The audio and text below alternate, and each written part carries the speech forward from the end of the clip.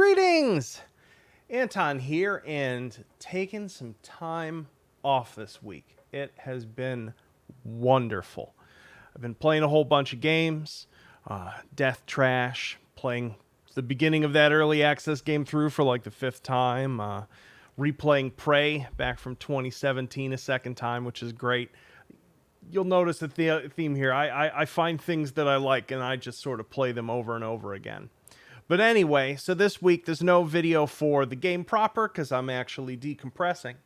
And so I thought I would finally get onto the channel here a recording of a talk that I gave last year for the Rensselaer Polytechnic Institute, the school I did my grad work at. Has a yearly Gamefest. It's sort of the culminating event of their game studies students, all of their final projects. They show them off to each other.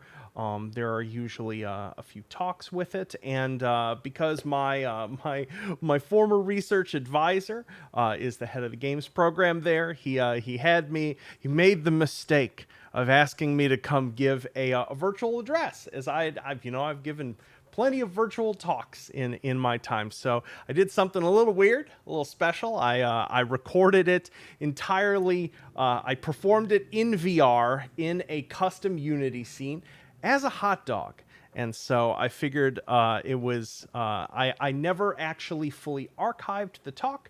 So I decided to edit out the little sort of pre-roll before it and a couple little gaps in it, and put the talk up here, including some Q&A after. So I hope you enjoy it, and if this is too far afield from your interest in just H3 proper, I totally understand, and we'll of course see you next week. But for everyone else, here is my zany keynote address on what it is like to make indie games. Enjoy. Hello, RPI audience. Welcome to whatever this is. Here we go. Let's loosen ourselves up. Let's get going.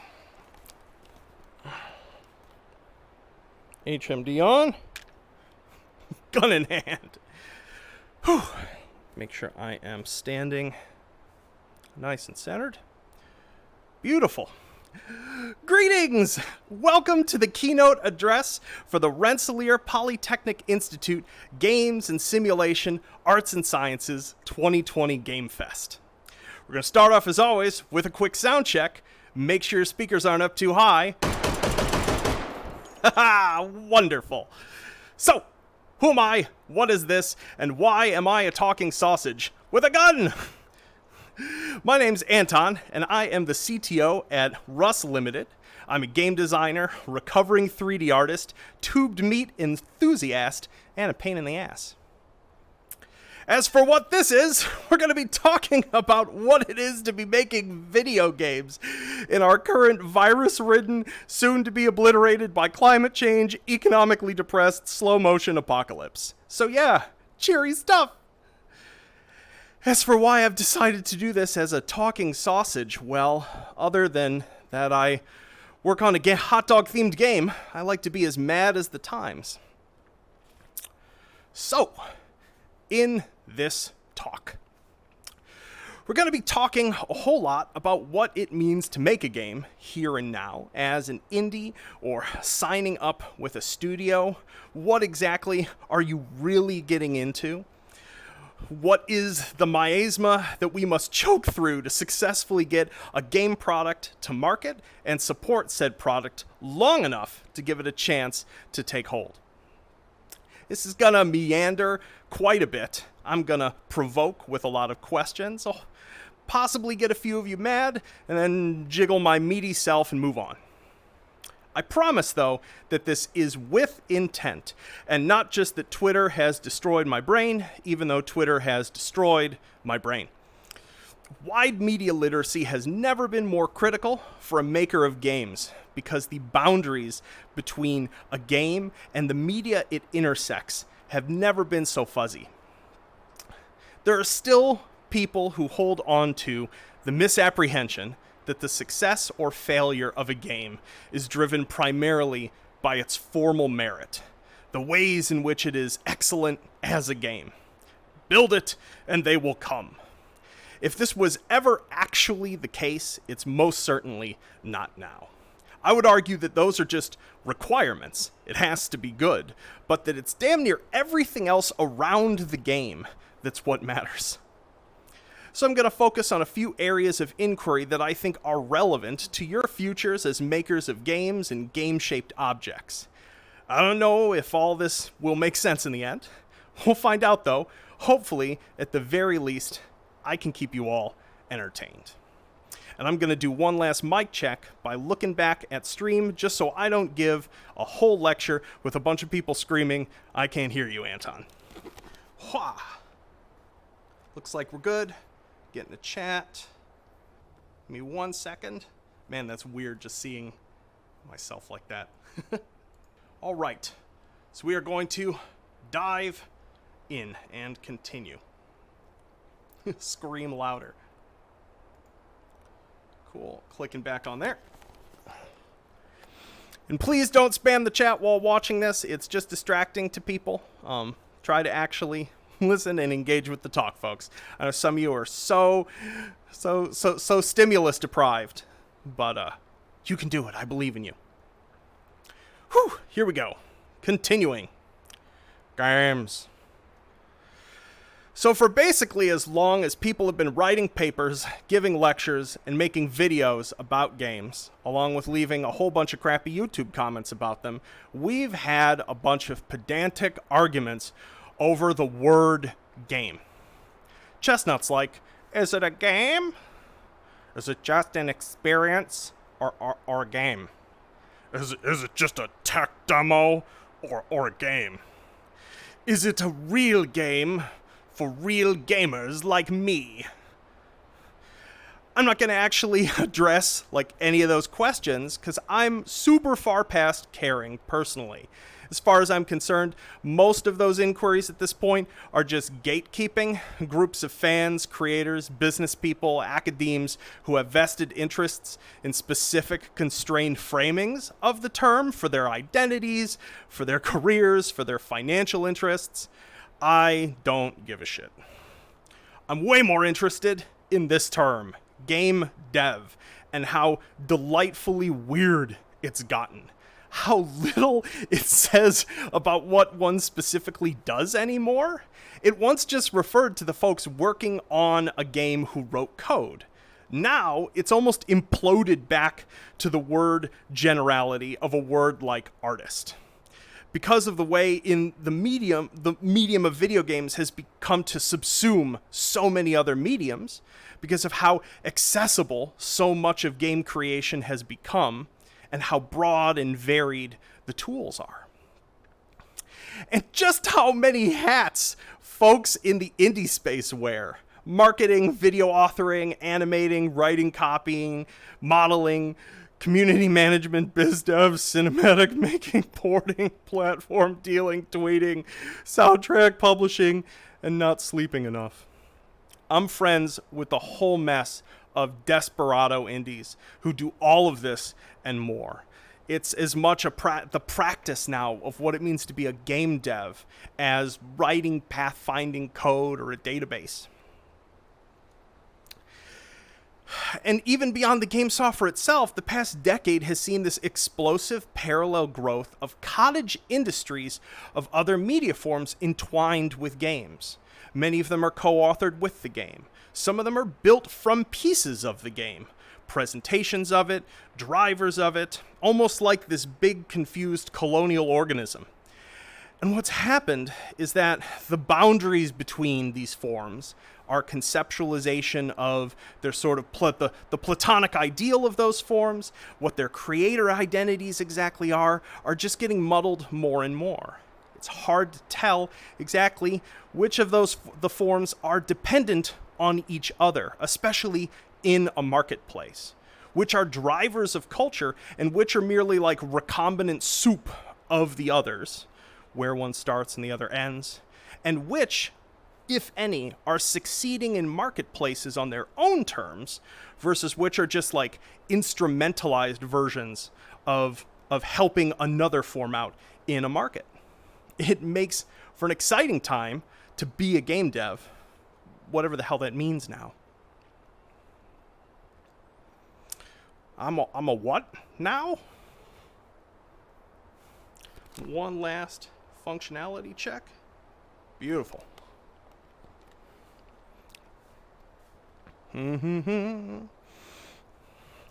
So, I woke up one day and realized that despite my greatest efforts to lead a respectable life, have a career I could be proud of, something terrible had transpired without me realizing.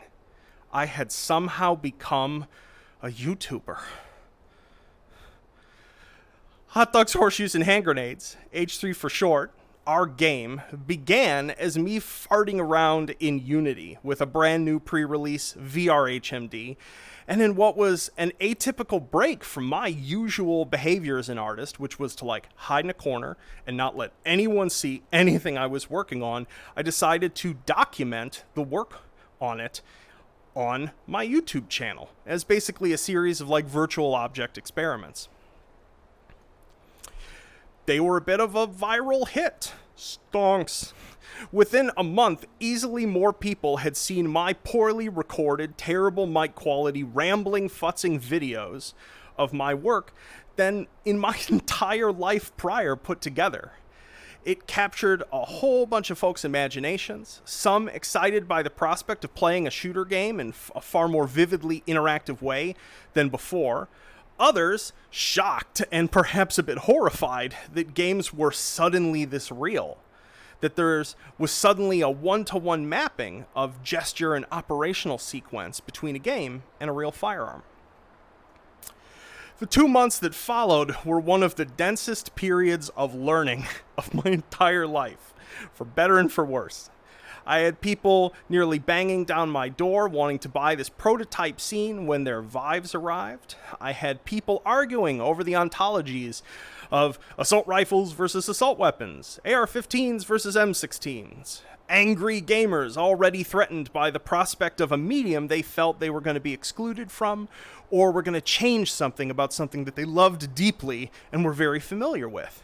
And it was all boom right there in front of me, or rather on my cell phone as a never-ending stream of email notifications, because this dingus right here used a personal email and YouTube account for all of this.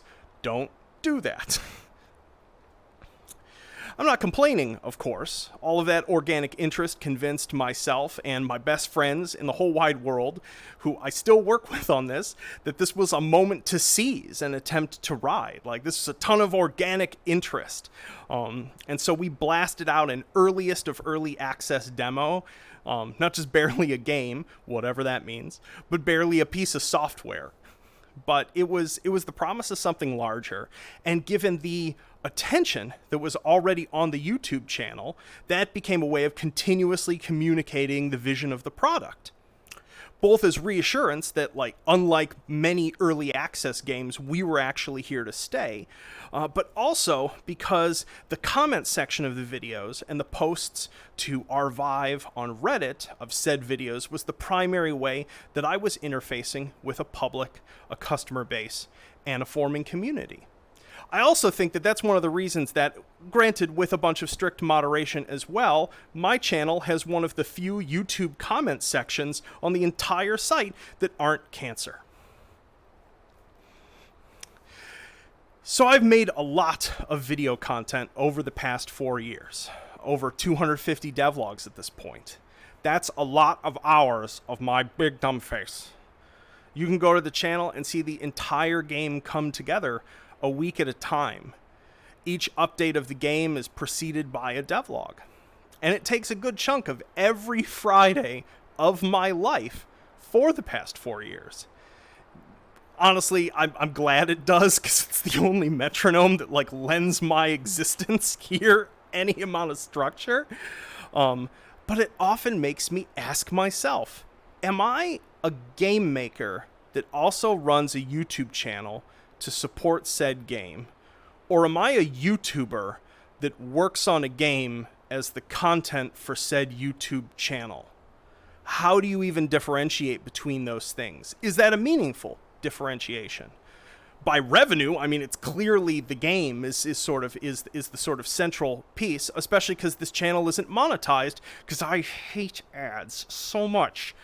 But in terms of the topology of my life, and even how a majority of people over these past 4 years, at one time or another, were experiencing my content, I'm not sure which was the dominant thing.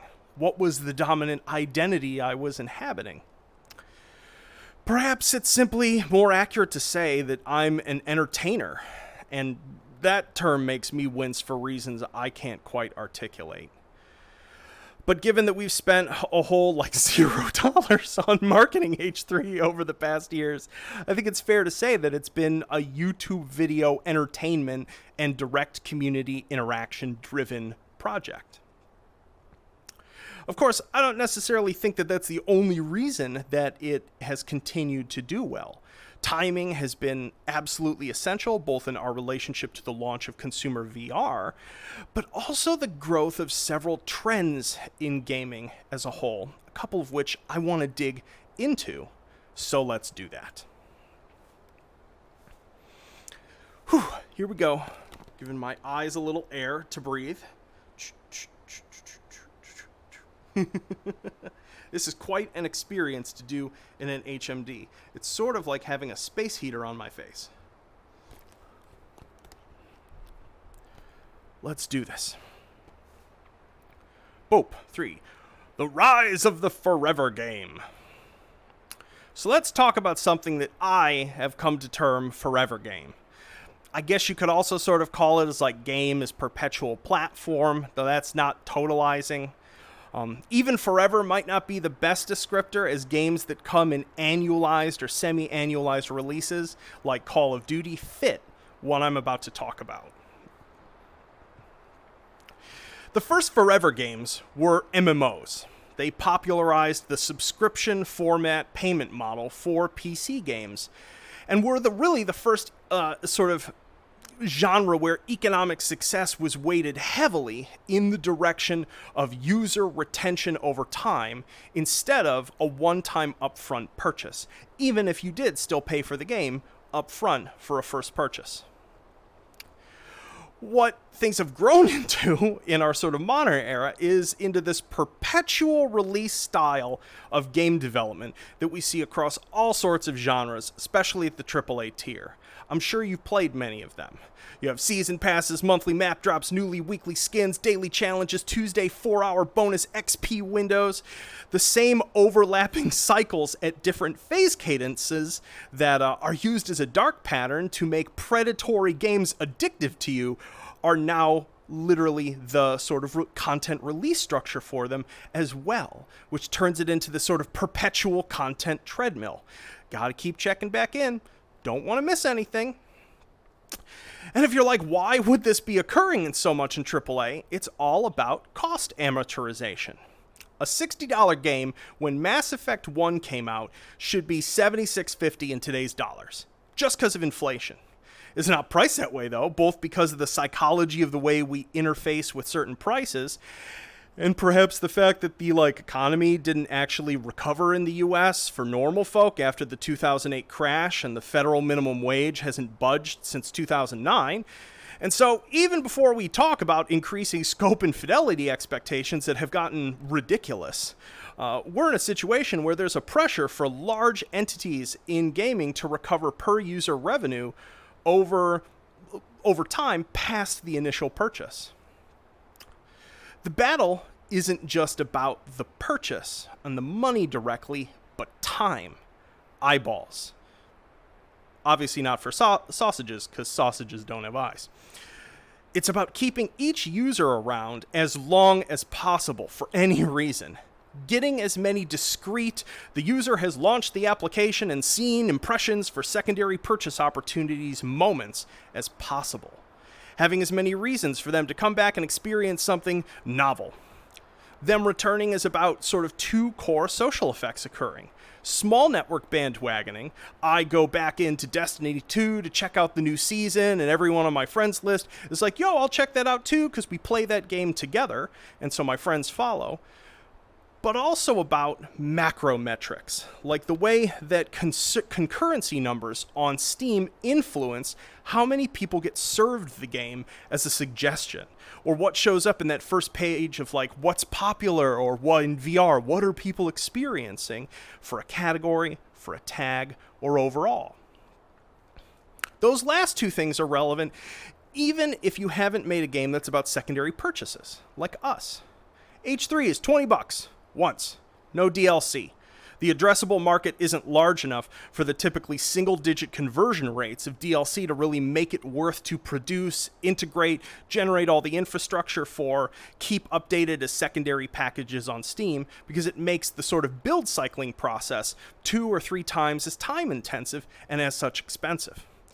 But just continuously releasing new content for the game that's just free, well, that not only has helped keep a long tail for the game, but a steadily rising one over time as the medium's expanded. Now, obviously, there's a bunch of other unique factors at play, like the growth of a new medium like VR, but the simple fact is that when people are confronted with a storefront of products they're unfamiliar with, they're going to lean in the direction of what are other people playing a lot of. Concurrent users are fantastic drivers of new purchases, however you're getting them and retaining them. Of course, there's a problem with this in mass that should be fairly easy to see, which is that this is a fundamentally unsustainable proposition for our industry. It's turned games biz competition into a far more aggressive zero-sum game than it's ever been. If the economic models of these games becomes about defraying development cost over a longer span of user engagement, because we can't bump up the base price of a game, and there's a fairly finite pool of theoretical user hours out there, before, we could just get our $60 from like a momentary transaction. Didn't matter how many hours of the game a user played, they could buy another game for us the next day. Doesn't matter. We were only vying for a single transaction moment. Unless you're an MMO.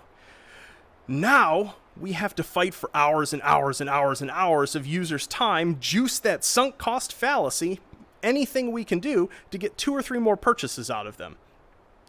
Hell, with the free-to-play model, this is the only modality of revenue generation that they have. So we have all these games not just releasing, but essentially re-releasing over and over and over and over again, which also means the marketing campaign also never really ends. The crunch happening at so many of these big studios never ends. And so games have finally converged with a state of affairs in a number of other mediums in a paradigm that I like to call big content funnel. Funnel content into my face holes! In this saturated of a market, more and more, if there's not something new for your game, then it just stops existing.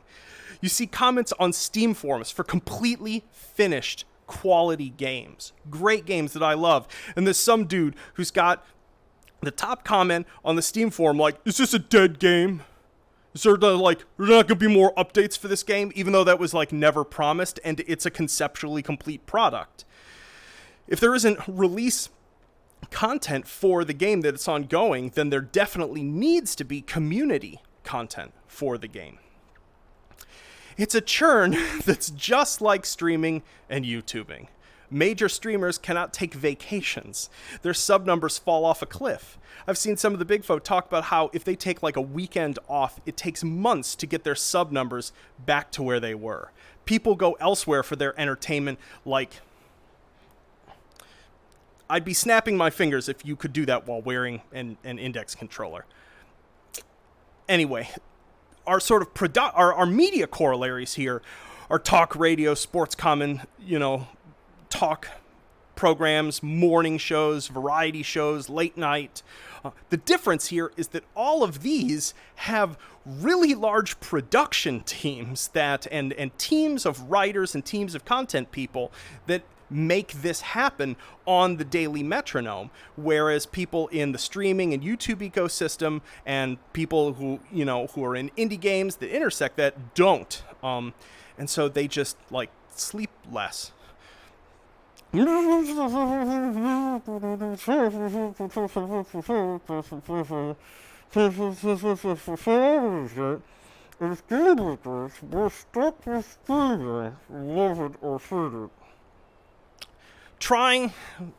to ride the like streamer bomb wave is a strategy that you see both in AAA and in indie games. Hell, there was a good year of indie games where folks were trying to do this way more intentionally, either with sort of free games for the first week to try to like build up this huge interest from variety streamers to play the game, to get organic users in who'd enjoy the multi-user game and then pay for it once it actually costs money. I think totally accurate. Battlegrounds leveraged this effect really well at first. And I remember talking to a lot of indies during this period of time pretty recently about like all of a sudden having to think about optimizing as much for watchability as playability. I'm going to take a sip of water.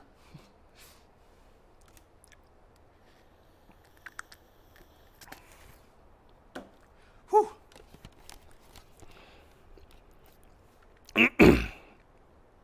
Hell, if we're being honest here, CSGO really had its sort of big explosion, esports-wise, viewership-wise, and user concurrency-wise. That big movement up in the curve due to skin gambling streams, and Twitch video. An esports content churn cycle.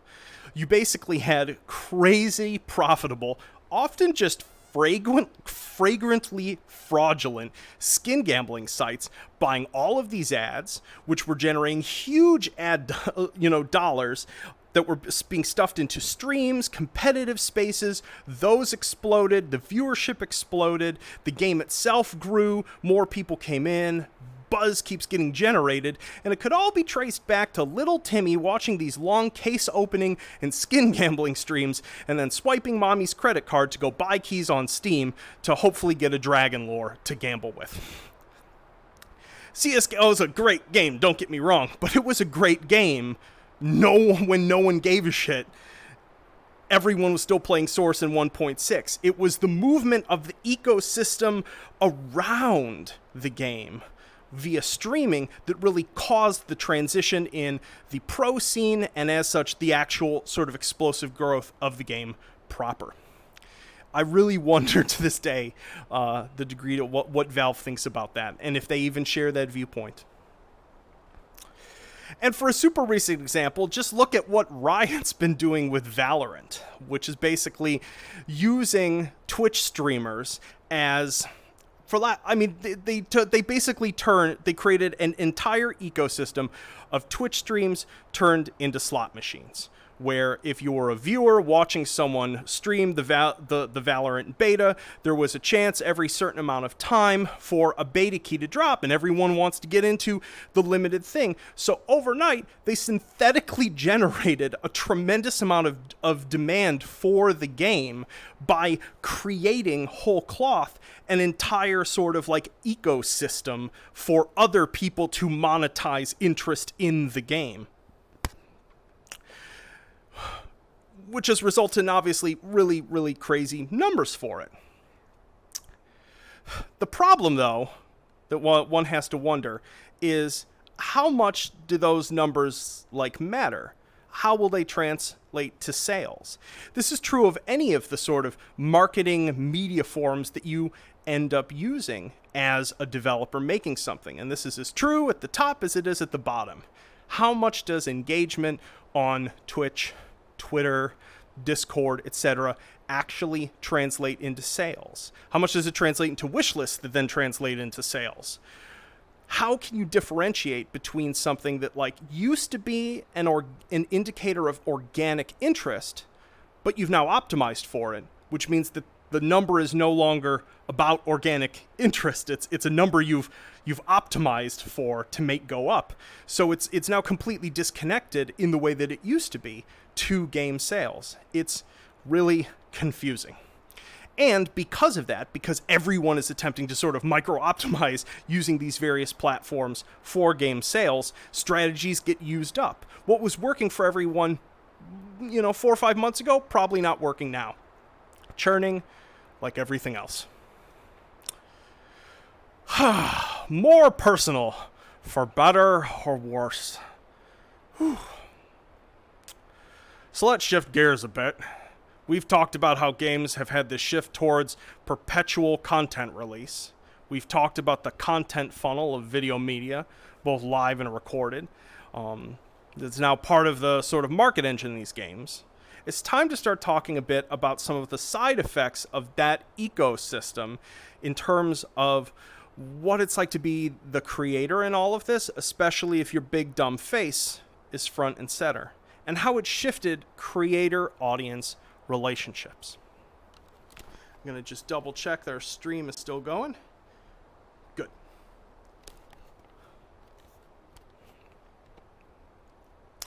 In short, the distance between creator and viewer has just freaking collapsed in the past, especially 5 years.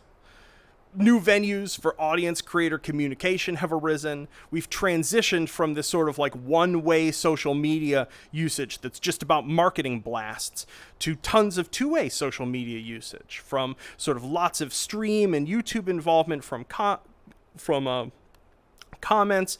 Pretty much every game is expected to have a Discord at this point. Steam automatically gives you a forum. People want to be part of the narrative of the creation of a game now, and they want to know more of the people behind it in general. For any of you who haven't read up on or watched some videos on parasocial relationships, I highly recommend it. They are the bedrock of streamerdom, most especially, but they're relevant to us as well. It's this perception of closeness that comes from watching someone for extended periods of time, almost like they're your buddy. There are a bunch of fucking problems with this. For one, there are the requests and demands that show up. You become a sort of emotional bubblegum machine in human form for people, and trust me, the moment someone makes high-profile requests of you and you fulfill them, it's like blood in the water for sharks. But we'll cover that one in more detail later, as it's more context-specific. For two, there's the crossing of personal boundary spaces. Just diving right through them.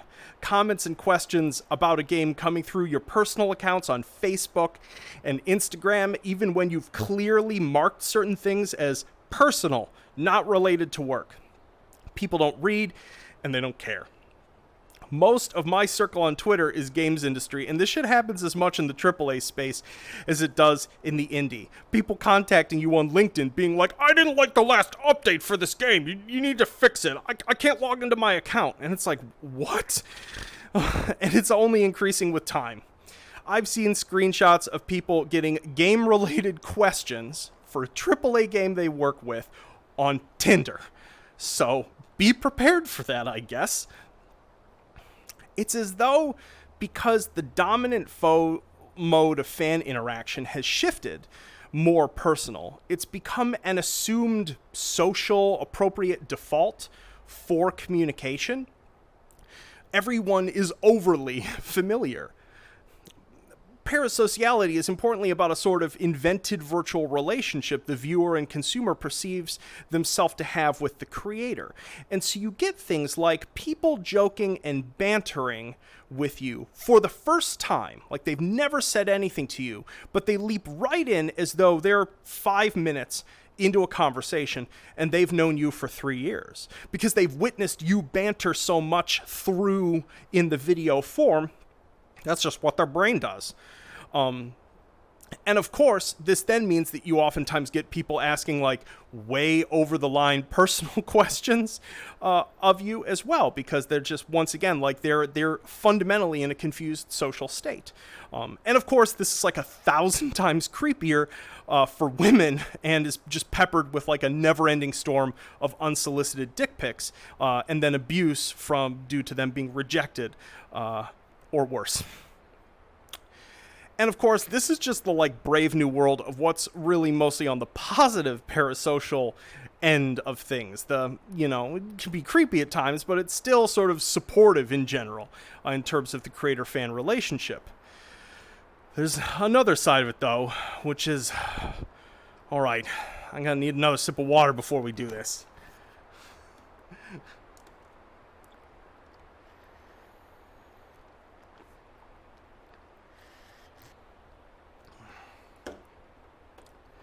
Oh my goodness, it was barely on the screen, but okay, there you go.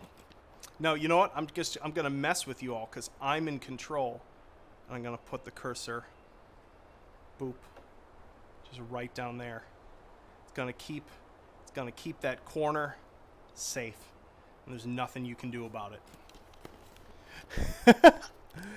All right, let's do this.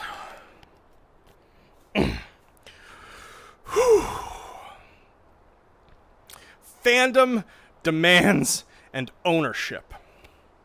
So another thing has transpired over the past, I don't know, I would say 5 to 10 years. It was always latent, but it's really hit a new, tenor, which is the dominant paradigm of fandom has coalesced emergently around this sort of collective assertion that to be a fan is to own the thing one is a fan of. That the demand for the thing dictates its properties. The fan not only knows best, but they're owed what they ask for in compensation for being a fan. A creator doesn't own their creation anymore. The fans do. Consuming in the media in the 21st century, after all, isn't just consumption. It's investing a piece of one's identity in being a fan of the thing. It's standing it. It's simping for it. It's the closest thing to religion you Zoomers have in this blasted, godless media hellscape. This is, of course, the new mutation of the classic chestnut, the customer is always right. Which, to have an aside for a moment, I invoke precisely because that phrase's history is already misremembered. The customer is always right was a motto around the turn of the century that was simply about doing business in a way that privileged having customers feel like they weren't cheated immediately or deceived after a transaction. It was in response to the common legal maxim, let the buyer beware.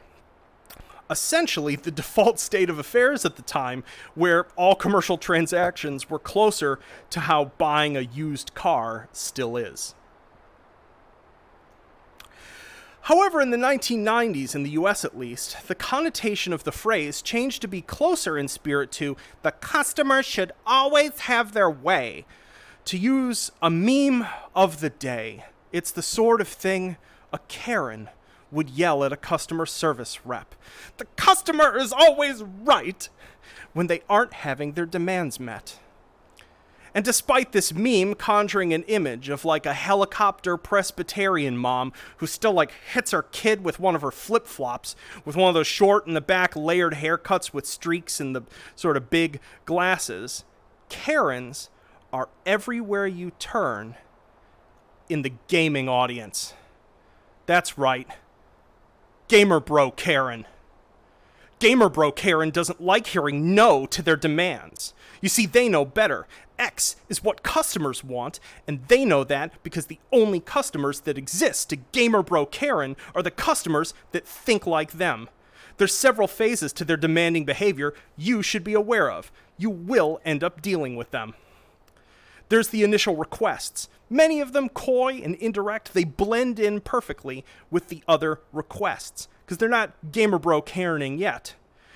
They don't want to get shot down immediately with their requests, so they're phrased as statements or invocations instead. Imagine if this game but COD zombies. What we need is more graphic violence and gore. This game would be great if only it had multiplayer. Note, these requests don't necessarily mean the requesting user is a Gamer Bro Karen. What defines that type is their behavior of their response when these requests or demands aren't met. They're stated in a public forum, though, that first comment. It isn't designed to grab your response as a developer. The opposite, in fact. It's a statement back towards the rest of the crowd. It's designed to fish for other GBKs to get on their side. Someone else who, say, makes an annoyed response like, yeah, I know what you mean, should have been in there like 3 years ago, I don't know what the dev's problem is. Incensed that the feature doesn't exist. Fan-dev relationships, like so many customer-seller relationships in our alienated consumer world, are often seething with adversariality, even when they seem friendly on the surface. People just turn on a dime. Everything's a zero-sum game, remember? The first phase of gamer bro Karening occurs after the first no you give them. This one doesn't always happen, depends on how firmly the no is stated. If there's wiggle room in there, they get a round or two of a mutant form of concern trolling in, where the Karen speaks as though they're supporting you by telling you what you ought to be doing.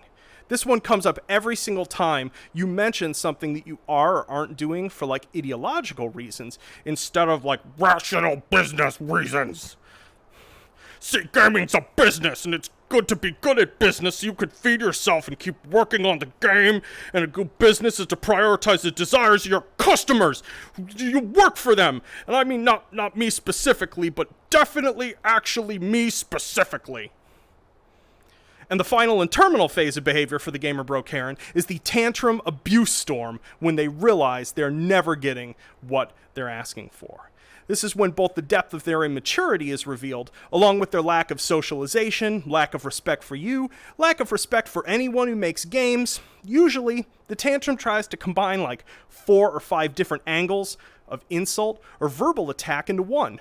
Comparison to other games, X game did this, accusations of laziness, if there's a race to attack, they'll attack it, gender to attack, they'll attack it, pronoun in bio, you bet.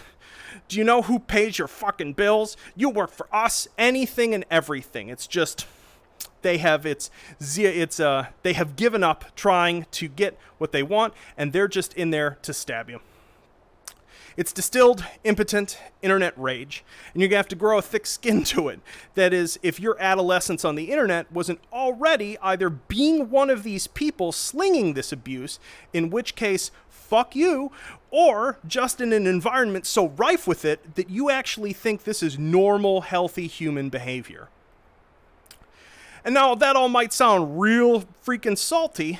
I oftentimes get asked how I can deal with the never-ending torrent of this crap after 4 years. It is exhausting. But as I step back and calm myself down and let my heart rate go down, I do think that a bunch of it is systemic. And to talk about that, it's time for Marxism out of fucking nowhere! And because this is being streamed on the internet, I mean Marxism as a mode of socio-economic analysis, not socialism as a political ideology or communism. And if you don't know the distinction between those things and you're at RPI, your education has failed you. If you're just a normal viewer, I don't know, stare at the ceiling for a couple minutes and or look it up on Wikipedia later.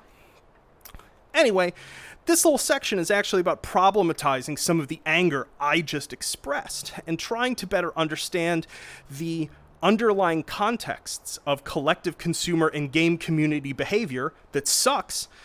Not forgive it, of course, but be able to weather it better and hopefully steer it in more positive directions. Try not to take it so personally. And once again, sort of understand the sort of macro situations that are creating it. I would assert that so much bad behavior in media consumer groups stems from systemic disempowerment coupled with a lack of empathy. We are alienated from the material conditions of the production of the things we consume. All of it. And the experience of the people who produce those things. We don't have to see how a shoe gets made. We just hit a button on Amazon, boom, shoe arrives a couple days later. So we don't possess empathy for the person sewing them for 14 hours a day. We don't see the game QA tester, contingently employed, red-eyed, running along the wall of every level in a game for the 100th time testing collision for minimum wage, Or we think, oh yeah, that's just someone who plays games for a living. That sounds fun. And so likewise, we don't empathize with them.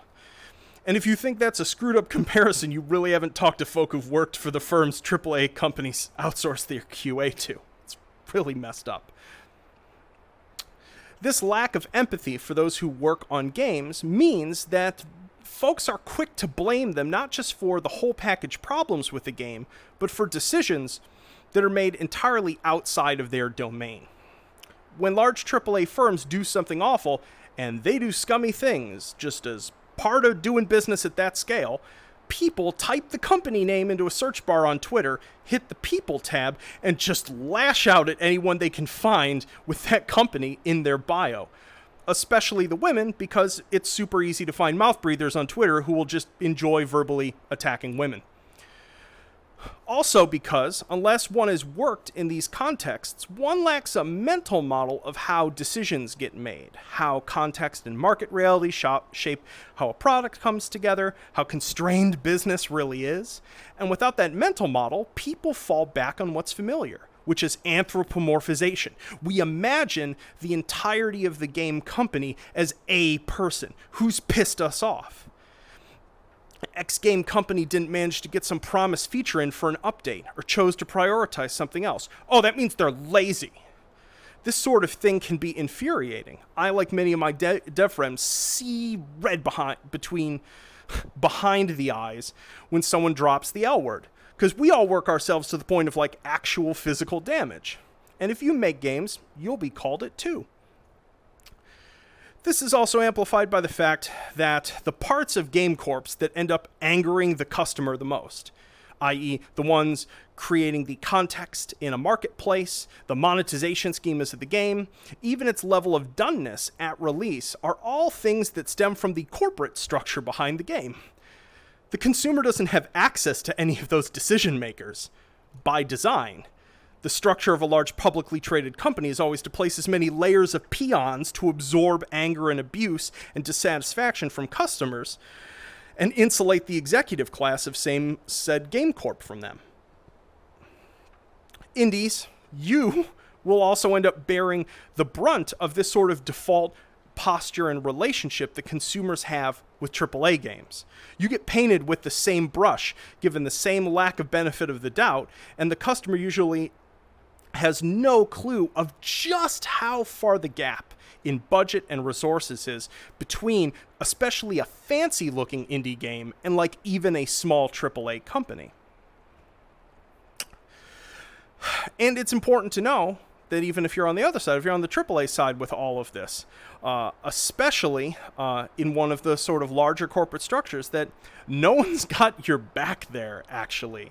Like, if you happen to get lippy with the customers based upon, like, them treating you not as a human being, unless you're directly defending the product, expect to be thrown to the wolves. It's happened a bunch of times when there's been a big flare-up. Just remember that in those moments, like, you don't have equity, you don't have control, like, you're as replaceable as the keyboard.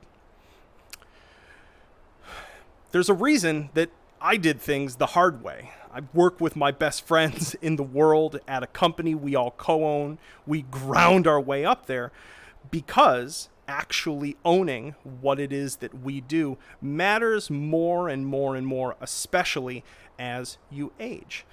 And there's so much, there's such a reason why I spend so much time directly interfacing with a community and a customer base, trying to wade, sometimes quixotically, into this mess and convey some of the realities that people who make games face. Because it is just ignorance. It's exhausting though. But I do have to tell you, it's weird to simultaneously sometimes be the direct target of abuse, but also just totally get why it's happening. And it's a daily battle to just not take it personally and be like, this is what it is to be in a market in 2020. So, let's get back to the title of the talk a little bit, Cyberpunk. I don't know about you, but I'm standing here quite disappointed by the cyberpunk future we find ourselves in, where is all of the neon? Where are the sweet mohawks? Where the fuck are my cybernetic street samurai? I am disappointed. Something cyberpunk that we have a preponderance of, though, is people who keep trying to build a metaverse. This unified virtual glue that connects all other digital media experiences together, sits atop every video game and connects them all, like we're all in that terrible fucking book, Ready Player One. People keep trying to build it in one form or another. 10 years ago, it was Second Life. A platform, I think, that is still so misunderstood by the general audience and even the folks who made it. That'd be a talk of its own, though. I do have to admit something, by the way. This airship avatar referenced in this Penny Arcade comic was actually made by me. In my defense, it was contract work. Someone was like, what if people want to be vehicles? And I was like, oh, okay. I'll take money to make those. But this generation, we have VR chat, we have Science Space, we have AltSpace, Sansar, and High Fidelity. We have these platforms that are trying to be like, okay, Second Life, but we're going to do it right this time.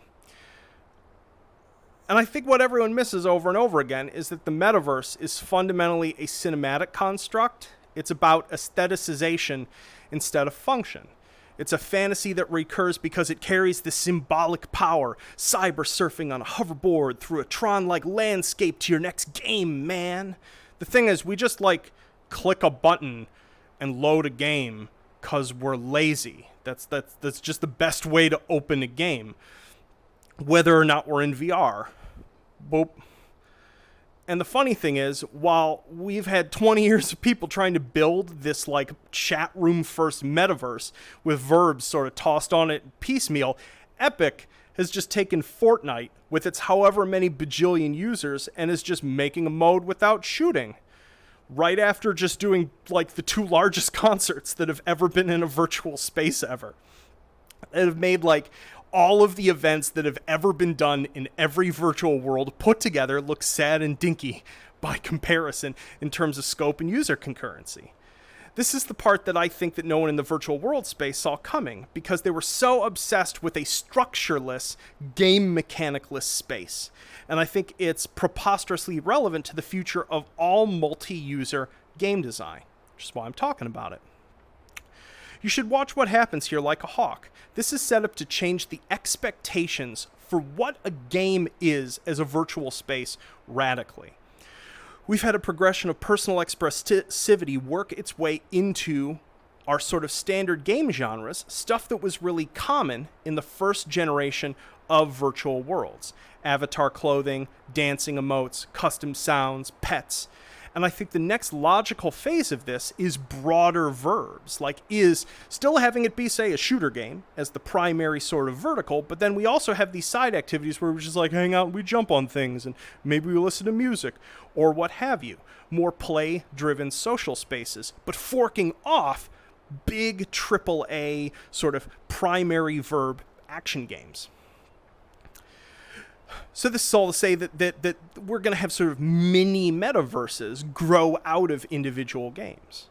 We used to think of a game maker as someone who made toys, widgets, an object. No longer. To make a game more and more is about constructing a layer of folks' reality. The financial success of them, as we spoke about before, is directly related to how much time you can get someone to just live in your game, no matter what they're doing. A game is essentially fighting for residents like a country. For citizens, well, citizens without any rights at all. That actually sounds pretty dystopic when you say it out loud like that. Speaking of which, let's talk about Dystopia. But first, some water.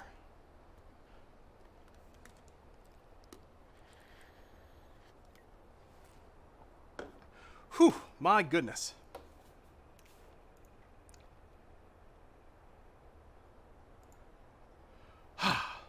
It is hot in this HMD.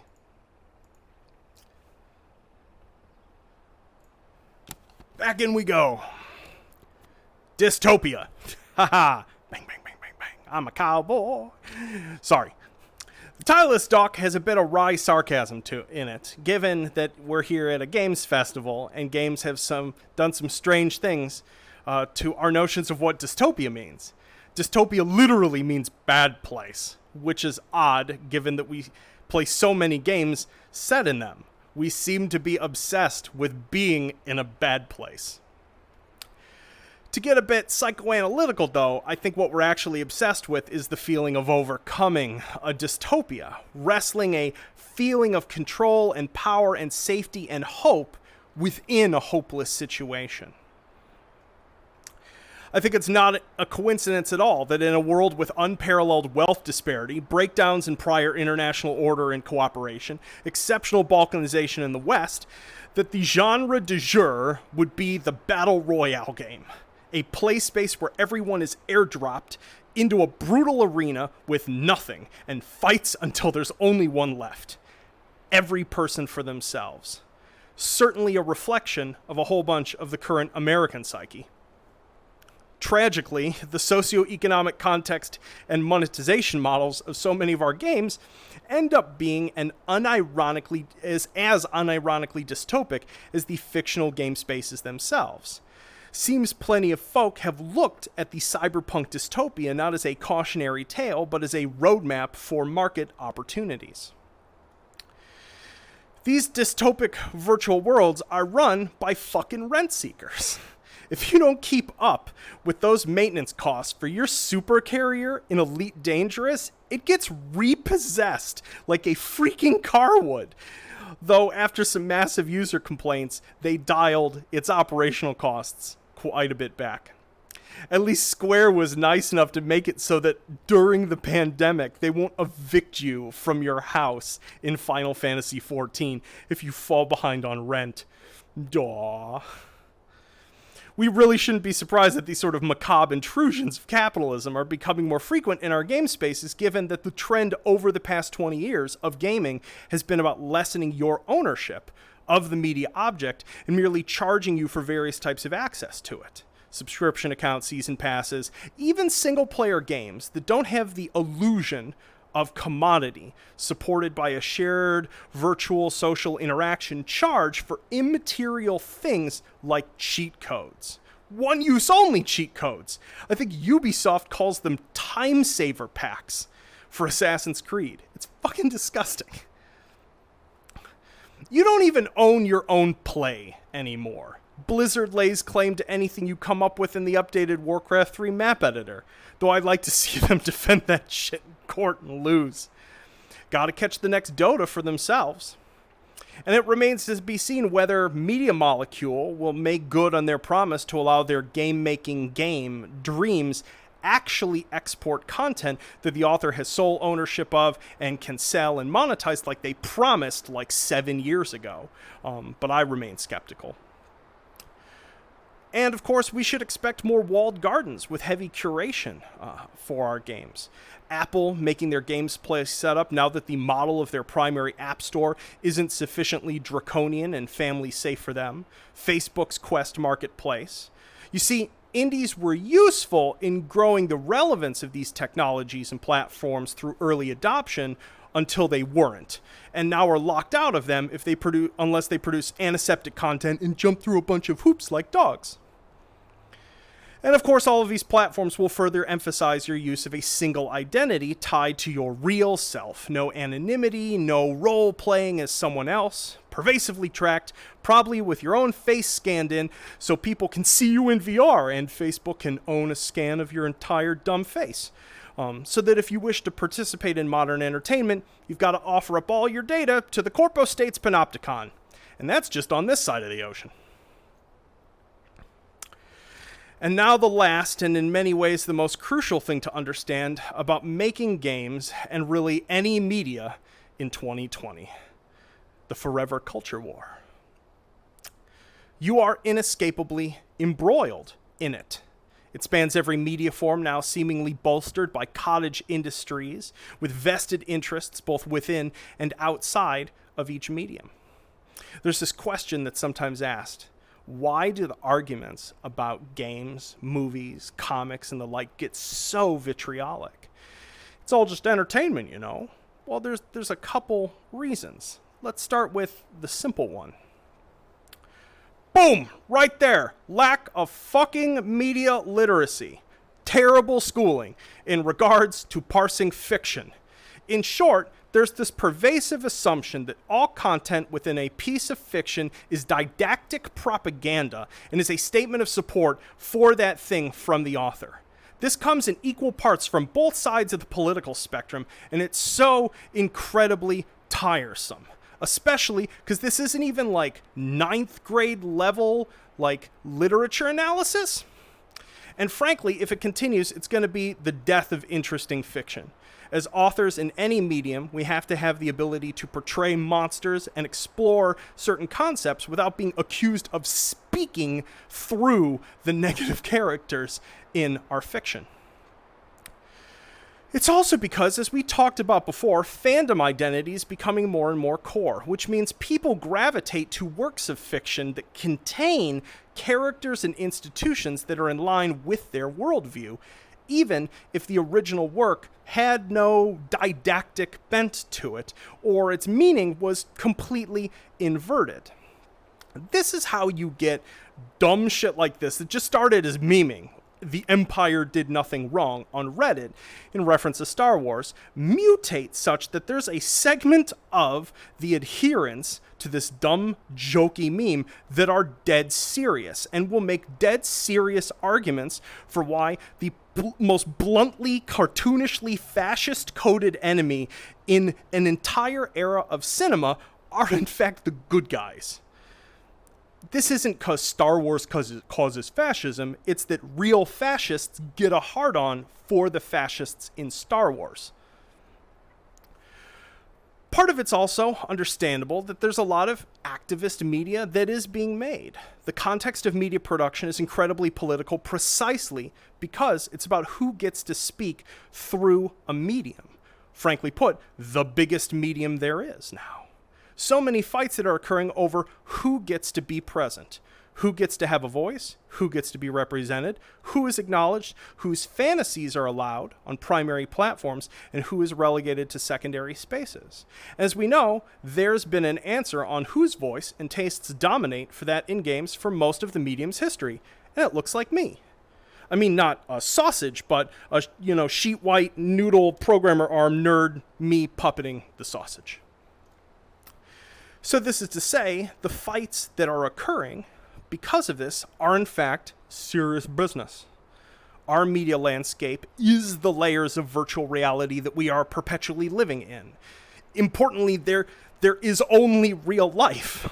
Even sausage me here is the real world. It's just the newest part of it.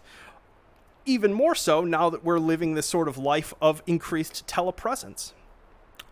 And that part is connecting a wider and wider audience over time that doesn't look like not sausage me. Seems odd, at least to me, that I'd still be treated as the default. Some seem to still disagree with that for some reason. A number of games in the past couple years have become embroiled in swirling melees centered around which genders, ethnicities, and sexual orientations are or aren't present in their game spaces, and when present, how they were simulated. Battlefield 5, Tarkov, Mordhau, RimWorld, hell, there was just a tiff over the latest Assassin's Creed game this week. At the end of the day, most of the arguments and counter-arguments for doing and not doing these things are irrelevant. They miss the point entirely. The responsibility of simulated worlds lies entirely with the creators of it. They choose to include or disinclude a group based on what was important to them, just like they pick what gun models and ambient sound they pick. The post-decision rationalizations about why it was appropriate or not are just fucking words.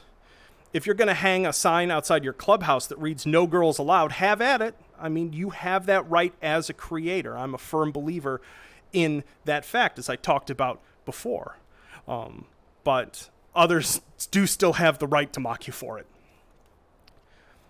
I will also say that a chunk of the games media absolutely bears responsibility for this, and you should be prepared for a particular sort of ambush that occurs over and over in the game space. Rage baiting through headlines that pre-assume a reaction on a topic from a group specifically designed to stoke that reaction are super common. I sort of think of it like a human centipede, where a developer does X thing and then like one dude on Twitter says something shitty about it. Kotaku or Polygon reports on it like lots of people are saying that thing. And then that just goes downstream into the YouTuber anti-games media cottage industry, who furiously film hour-long diatribes about a 5-paragraph barely article to get their online lynch mob whipped up too. And then this is when the human centipede turns into like a human Ouroboros, where everyone's mouth is stuck to an asshole in a loop of endless shit take reacting with increasing vitriol. And because it's like a circle now, it's sort of like shaped like a hamster wheel and starts spinning like a giant engagement-driven perpetual motion machine of endless gaming shit takes that generates ad dollars and outputs human misery. Seriously, making anything in games right now is just a minefield. Good luck. So what do? I can hear you now. Sweet Doge, Anton. What the fuck? Sounds terrible. Why do you do this to yourself? 'Cause it's fucking incredible. I love what I do. I wake up every morning and I just plunge headfirst into a media hurricane. It's intoxicating. I make sentient wieners fight to the death for my amusement. I tell fuckwits to go drink bleach and have YouTube automatically delete my comment because that's actually a problem with like people drinking bleach for obvious reasons, and then spend 10 minutes figuring out a more polite way to tell a person that their birth was a mistake. And then I get to give talks as a VR hot dog. In all seriousness, though, it's never been so exciting to work in games. It's precisely because they matter so much. The stakes are that high, the audience is so large, the upheavals are so rapid that make it where I want to be. Just don't go into it with blinders on. Games are most certainly not a medium for the timid. Thank you very much. That's my talk. And here's me dancing with the far camera like a wiener.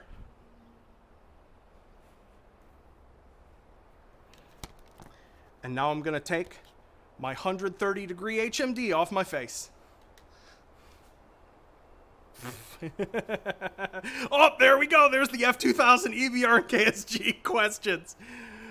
So we're just sitting there furiously sweating at the keyboard. Oh, I gotta ask for the F2000, but he's still talking. Still need to get that in there. Whew. So they think they'll invite you back for round 2. I had someone tell me, I think everyone's about to learn a lesson from this talk except you, Anton. So, cool.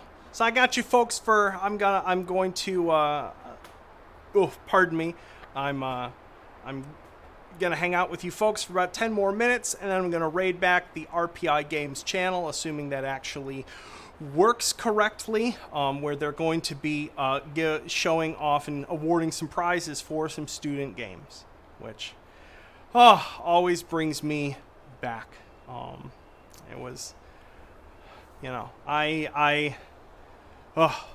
there's this weird thing that happens as you get old, right? Where you realize how much time has passed since something you did that was impactful in your life, where you're all of a sudden like, oh, whoa, I was this, like, you know, I was still figuring X out. I was still a student. I was still working on student tier things. And all of a sudden it seems like it's like both forever ago and just these little, I don't know, these little sparks of memory. You know, it's one of those things that I loved interfacing with student projects while I was there. I still love the process of watching people figure out how to make games for the first time. It's for those of you who don't make stuff along that lines, it's a functionally infinite knowledge base. You just have to arbitrarily constrain your focus. to a subset of it. But it's what keeps me doing it. There is always something new to learn. It's a constant treadmill of the new. And even though this talk in so many ways was very cynical, I felt it was important to cover a bunch of these things because of the fact that there's culture shock to dealing with each phase of market involvement that you have as a game, and there's no roadmap. All the lessons that I've learned over the past 4 years of doing this were learned the hard way at times. So it's very, very sudden sort of thing. And you're oftentimes caught in this moment where, like, okay, something is happening in a social media context. Something is happening in a comment context, and you're having these discussions with your colleagues on not just sort of what to do in that moment, what sort of precedent it sets, whether it's setting you up for a sort of habit that you're going to have as a group that's sustainable or not.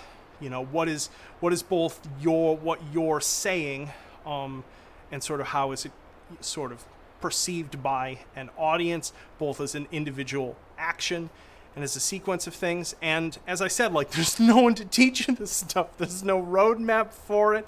Everyone is just stumbling in the dark. And, and granted, that's true for a lot of things with independent business, but to do business in games is like to do this, like you immediately like, okay, I have to become like a transmedia expert as well. Sort of things. I need to understand the video ecosystem. I need to understand social media ecosystems on top of all the games stuff, just to be able to parse what is going on with a customer base. Like, that isn't even before till you get to the, like, using it with intention, but just, something I didn't get a chance to mention in the talk is that both the Discord and the subreddit weren't started by me. I was already over the age hump of really having inherent literacy with those things.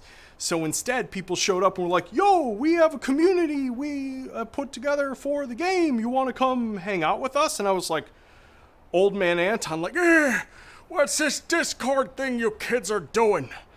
Okay, I guess I'll figure this out. I don't really like chat applications, but okay.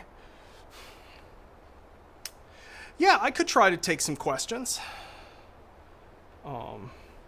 Yep, all of Rust are former university professors.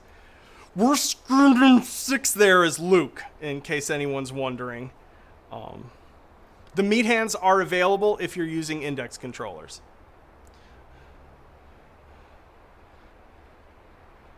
Oh.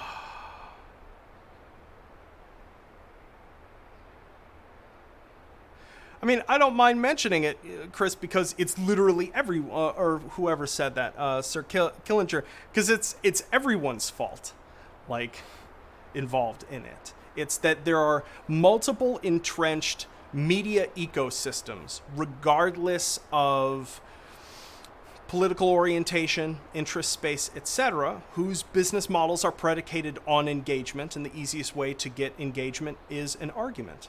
It's not in anyone's financial interest to ever come to an understanding about anything, only to argue. If they come to an understanding and agree on things, then people stop showing up to read and engage with everything. So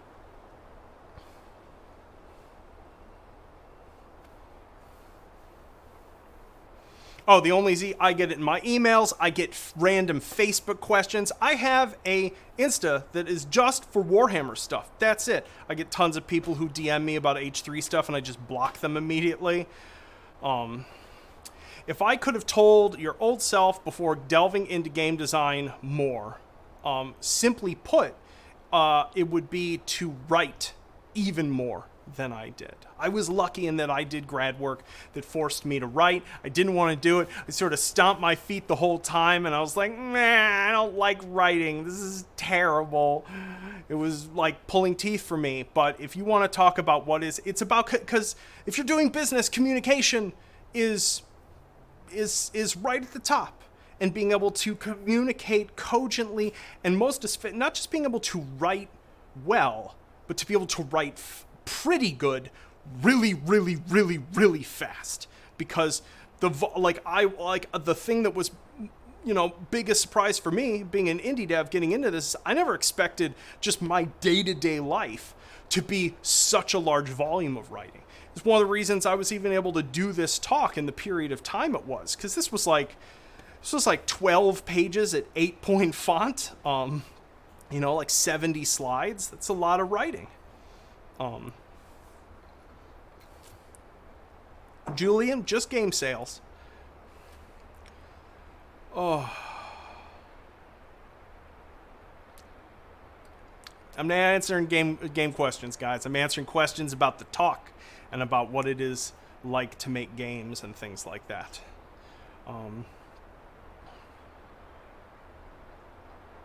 Wallable? Yeah, sure. I mean, it's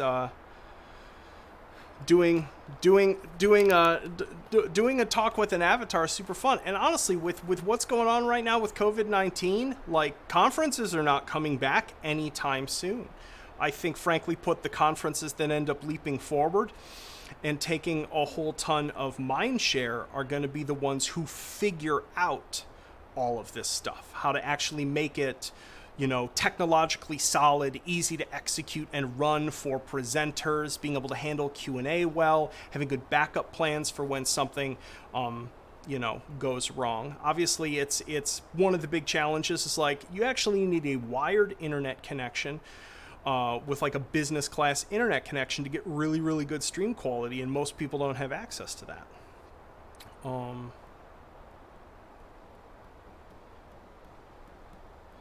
The only Z off the top of my... I don't tend to watch a lot of other devs because I just don't have time for video, but the two that really come to mind is, Tom Francis, who did Gunpoint and Heat Signature. Always covered in incredible depth stuff that he was doing. And Freya Holmer is a streamer who is also a game dev, and their stuff is just fantastic. Like, really in-depth math stuff that's super accessible. She's been putting together an incredible, like, 2D vector library that, like, you can actually get access to for Unity on her Patreon. And just, like, honestly, I watch her stuff all the time because I've just the volume of stuff that I learn. Like, oh, that's actually how that method in Unity works.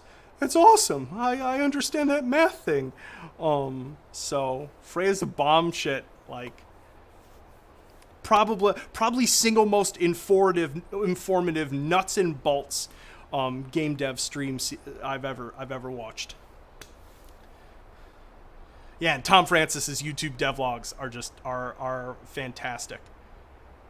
Razmir, yes, I absolutely recommend, like, if you want to get into game development in any engine, I definitely recommend you get familiarity with the engine itself first prior to diving into the VR side of it, because there's usually just this long list of asterisks that relate to VR dev. Sort of like, this thing works, this thing doesn't, this has to be in this setting, this has to work like this, and if you don't already have that background with the engine, you're gonna have some trouble. So other questions. What made me choose Unity over other engines? I mean, I started using Unity before I would have even really called myself a programmer at all. Like, I had done, like, a coding class or two in university. I'd worked with some scripting engines, but the complexity of something like Unity, even the JavaScript stuff, was, like, right at my level, sort of like, in water up to my nose for the longest time. But what made me get into it was just how accessible it was to throw together a real-time environment that you could just push a build, send it to someone, they could walk through your environment. And as a 3D artist, which was what my primary background was, that was intoxicating. That was like, what is this tool? This is the coolest thing I've ever had. Plus, they copied Maya's key scheme for moving, rotating, scaling stuff, moving the camera around. So it literally felt like a piece of software I had already been in for years and years and years. So that's what got me into it. And what has kept me there, once again, is just it's the modularity of it, it's the flexibility of it. I love working in C#. Don't want to use anything else. So, and it's one of those things that when you've been using an engine tool this long, it's like an extension of your brain.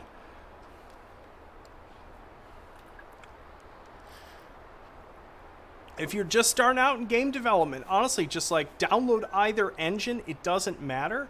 And, you know, do some tutorials. And my best suggestion with so much stuff is whatever you're scoping as a project, as something to make, scope tinier. Like, it's better early on to go really small with what you're trying to make. Like, I made Pong level stuff and do it all the way to completion.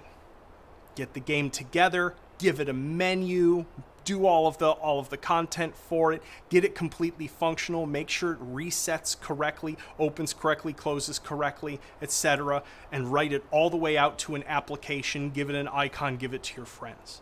Because you'll learn more about all the weird stuff that goes wrong over the process of like getting a piece of software out if you get that done early. So you know all of the things that you can, so as you learn new things and one of them breaks something about like the build pipeline of making the application, you're like, oh, I changed X. That's why this is broken now. So yeah, scope tiny and do whatever you're doing all the way to, hey, would you run my little game? Maybe even throw it all the way up on itch so you can get some feedback, so you can experience getting feedback from people as early as possible. Why does everything have to be so complicated? Asks Turkquake. 'Cause it do.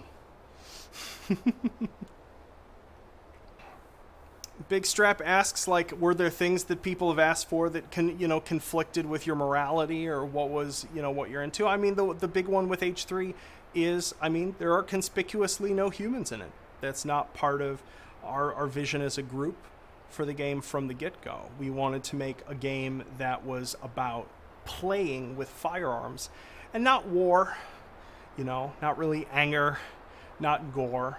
We wanted to make an all ages space that, frankly put, didn't have, especially being a sandbox game. There's this, I think there's the complicated semiotics of the fact that anytime you create a piece of entertainment that's about like killing people, there's a narrative context present there or not. It's about, here's a bunch of people that need killing, and here's why.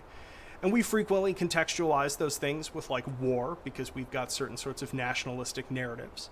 This is something that happened back in history, sort of thing. This is current events. This is a cultural tension, what have you. In a sandbox game, you're sort of devoid of that. And that's kind of weird, because then you start asking questions of like, okay, I have a sandbox game that just has sort of like neutral humans in it to kill. What do they look like? Who are the humans? So it's easier to just not to deal with that at all. And it's one of those things like, when you're spending 8-10 hours a day in a game deving it all day, like, I just don't need that in my life. I don't want to be viscerally dismembering heads off of people and going to bed with that imagery in my head each night. And as I age, I feel that way more and more. It's just not what I need to experience in VR. So, but most people have been very supportive of that. So, here's a great last question. How much fun did you have making that shit-eating hamster wheel?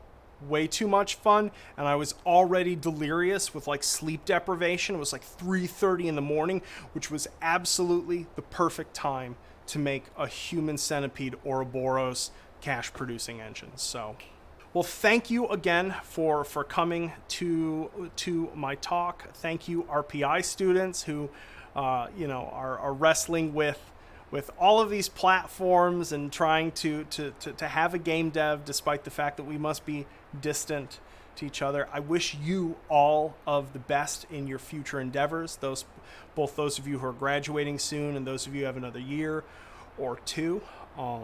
Get yourself out there, make awesome games. Don't let anyone tell you you shouldn't. If it's what you feel in your core. It might be a terrible idea, but the world is going to be on fire anyway in 20 years. So we only got one shot at all this. Do what you love. That's Anton the Sausage's advice. Thanks again for coming to a talk, fine peoples. This is Anton Ham signing off.